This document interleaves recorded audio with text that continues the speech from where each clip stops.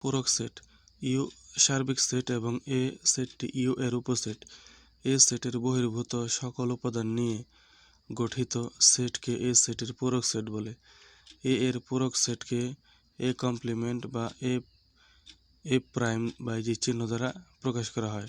গাণিতিকভাবে A complement equal to U বাদ A এই কমপ্লিমেন্টকে মানে এ সিকে ইউ বাদ এ এভাবে লেখা হয়।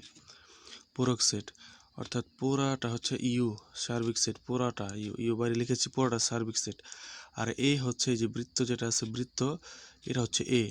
পুরাটা যদি হয় ইউ আর এটা যদি হয় এ, তাহলে যে মাঝখানে যে এই যে জায়গাগুলো থাকে সেটা হবে এ এ কমপ্লিমেন্ট। এই যে এ কমপ্লিমেন্ট, এটা হবে এ কমপ্লিমেন্ট বা এ পূরক। অর্থাৎ ইউ থেকে পুরোটা তো ইউ থেকে যদি এ এতটুকু বাদ দিয়ে দিই তো যা থাকে সেটা হবে এ পূরক বা এ কমপ্লিমেন্ট।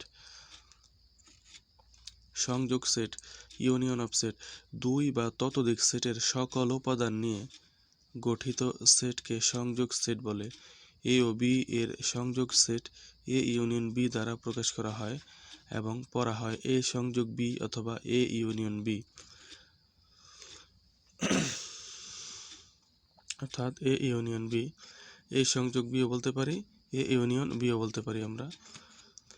এখানে আমরা একটা উদাহরণ দেখি, দেওয়া আছে এ সমান এত 2 4 6 এবং বি ইকুয়াল টু 1 3 4 5 6 দেওয়া আছে।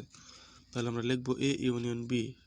তো এর উপাদান লিখলাম, বি এর উপাদান লিখলাম, লেখার পরে এখন ইউনিয়ন থাকলে কমন আনকমন সব আসবে, অর্থাৎ মিল অমিল সব আসবে। এখানে দুইটার মধ্যে যেটা যেটা মিল রয়েছে সেগুলো থেকেও একটা করে আসবে, আর যেটা মিল নেই সেখান থেকেও একটা করে আসবে। তার মানে 1 2 3 4 5 6 এখানে আমরা লিখে দিলাম। 2 এক জায়গায় রয়েছে, একটাই আসছে। হ্যাঁ, 4 দুই জায়গায় রয়েছে, 4 4 একটাই আসবে। অর্থাৎ যে দোনো পাশে যেটা রয়েছে যেটা ওখান থেকে একটা আসবে, আর যদি এক পাশে একটা থাকে তো একটাই আসবে।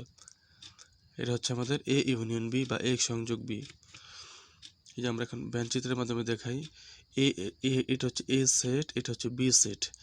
ইউনিয়ন বললে অর্থাৎ এ বি এবং যেটা যে মিল রয়েছে এ বি, এটা সব আসবে, এ বির মধ্যে সব আসবে। ইউনিয়ন বা সংযোগের ক্ষেত্রে সব আসবে। সেট দুই বা ততোধিক সেটের সাধারণ উপাদান নিয়ে গঠিত সেটকে তাদের সেট বলে। মনে করি এ ও বি দুইটি সেট। এ ও বি এর সেটকে এ ইন্টারসেকশন বি দ্বারা প্রকাশ করা হয়। এ ইন্টারসেকশন বি দ্বারা প্রকাশ করা হয় এবং পড়া হয় এ সেট বি বা এ ইন্টারসেকশন বি। দেওয়া আছে এ ইকুয়াল টু এত এবং বি ইকুয়াল টু এত। তার মানে আমরা এখন ইন্টারসেকশন বের করব। A intersection B equal to এর মান বসাবো, বি এর মান বসিয়ে এখন আমরা শুধু ইন্টারসেকশন থাকলে শুধু কমনটা নেব, যেটা দোনো পাশে মিল রয়েছে সেটা হচ্ছে 4 6। দোনো পাশে মিল রয়েছে সেটা হচ্ছে 4 6। আমরা চিত্রে দেখি পুরোটা হচ্ছে এ ইউ, পুরোটা ইউ, আর এই যে এইটা হচ্ছে এ এবং এটা হচ্ছে বি। এই দুইটার মধ্যে মিল রয়েছে শুধু এই যে জায়গাটুকু, এটা হচ্ছে আমাদের ইন্টারসেকশন। শুধু এতটুকু হবে আমাদের ইন্টারসেকশন।